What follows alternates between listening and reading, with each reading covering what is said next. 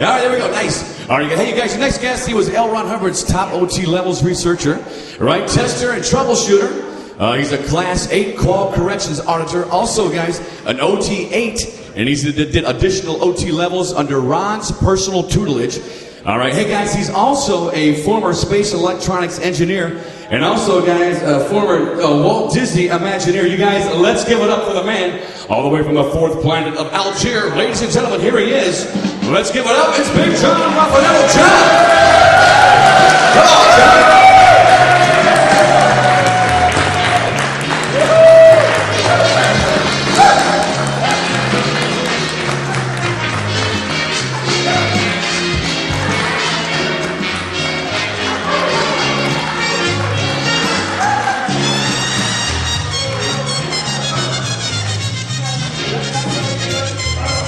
You don't want to use it? You don't want to. You got it.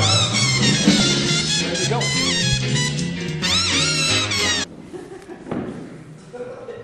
Sorry to break the flow. Talk about a freeze.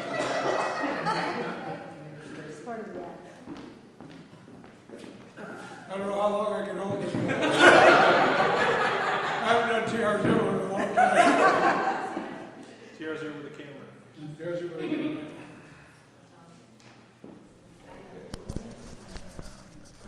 This gentleman has been recording my events and seminars for over 40 years now. Is it 30, 40 years, 30, something like that. Wonderful close friend. Wonderful guy. Give him a hand. Paul Gibbons.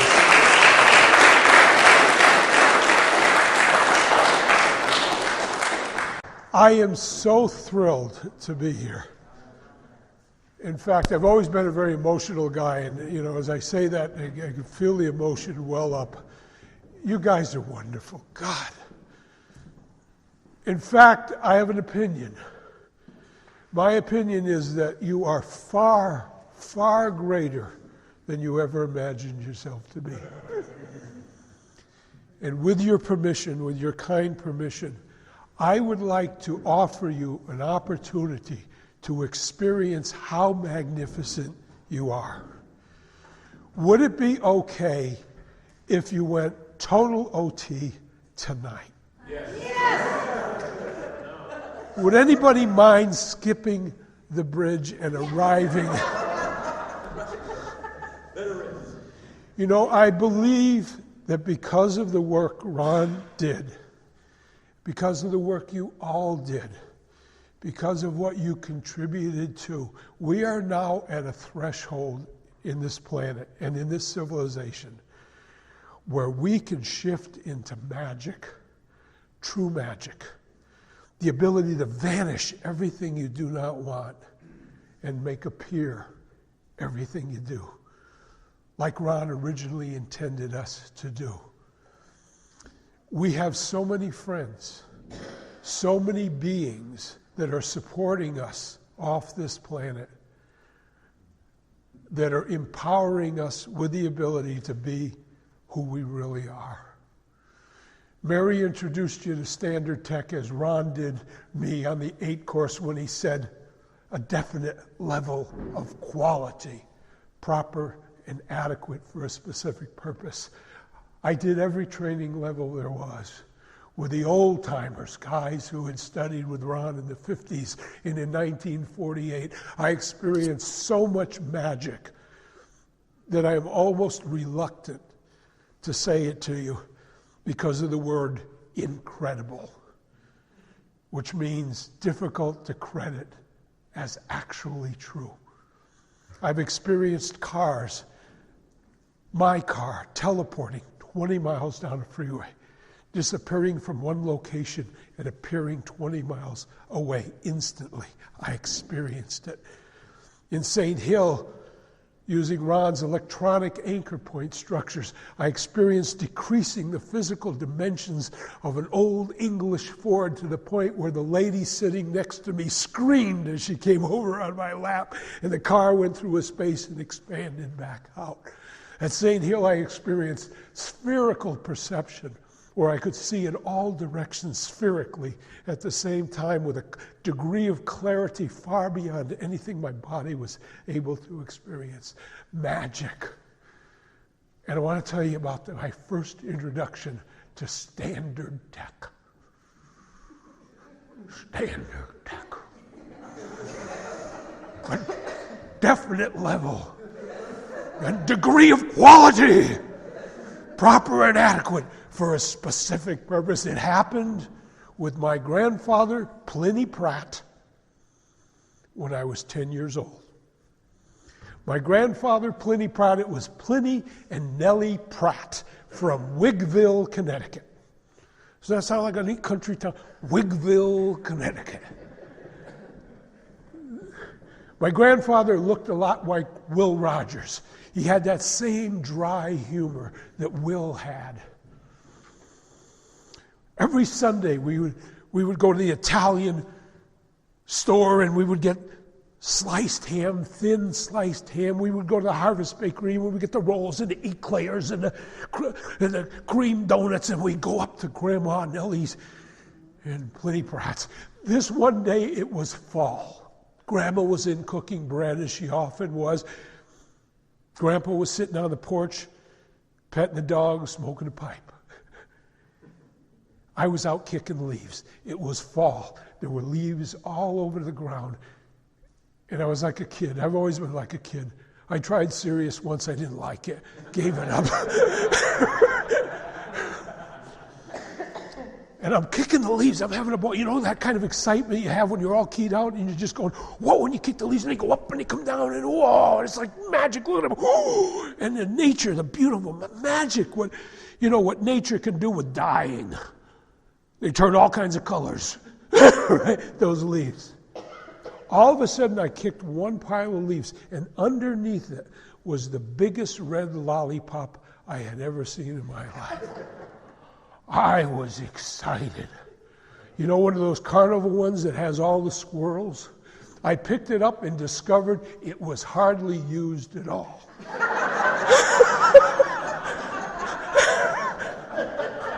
Whoa! This is really cool, right? Now, my grandmother, Nellie Pratt, she would not have subscribed to the hardly used philosophy. She would have yelled at me and taken it away, and we would have had a trauma, which I would probably have to audit out in my later years, because losing a lollipop to me is akin to a GPM, they're fairly similar. That was the value I'd put on this. Unbeknownst to me, my grandfather, Pliny Pratt, had a similar philosophy. He did not think it was a good idea for kids to pick up lollipops, even if they were hardly used. He had the idea, you come in with, and you buy into packages when you come in this life. You buy a whole package of agreements and the culture adds to that. And one of the agreements was germs. There could be germs on there. But although he had the same philosophy, he had a different way of handling it than Grandma Pratt would have done. He saw me with a lollipop, and I got nervous. Uh-oh, because he looked right at me, with that TR0. And then he looked away. He went back to petting the dog, smoking his pipe, so I figured, my lollipop is safe.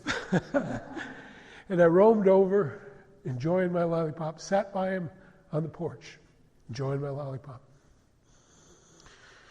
And after a little while, he cocked his head, he looked over at me and he said, if I had known that you had wanted to eat that lollipop, I would have told that dog not to pee on it.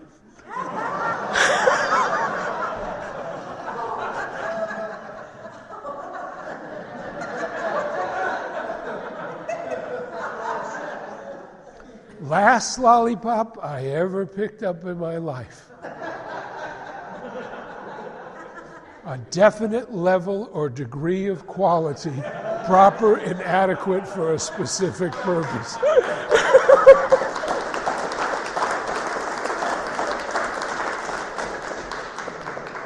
Standard tech. And he hadn't even done a course.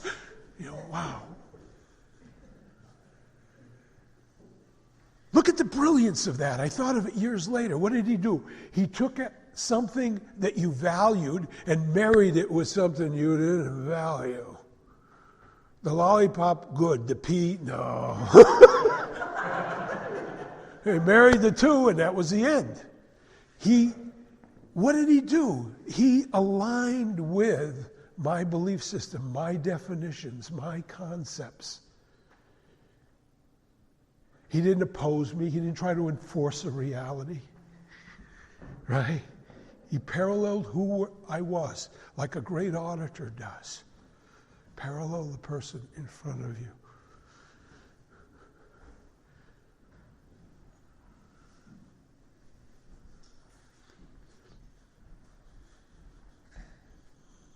I was working for Continental Airlines in 1965, putting bags on the airplane. I was going to college, an engineering college, studying space electronics, avionics, visions of sending a rocket to the moon, but also with visions of Cinderella and her ability to get Cinderella to go to the ball, and Aladdin and his ability to get a carpet off the ground. I couldn't have articulated it when I was a kid. But what I wanted to do was to learn enough technology to get my carpet off the ground. See, at the time I was a 25-year-old virgin who had not been able to get a date in his life. And I figured if I could get the carpet off the ground, and come, girls would just hop right on, So, that was my lead-in to Scientology. I was putting the bags on the airplane. I replaced 3 bagmen who weren't getting the bags on the plane on time because I developed this system, I had a real engineering mind and a great imagination. And I asked the boss, do you mind if I spend part of my time in the coffee shop if I get all the bags on the airplane? He says, I don't give a damn what you do. If you get all the bags on the airplane, you can go anywhere you want. Aha, a true product-oriented boss.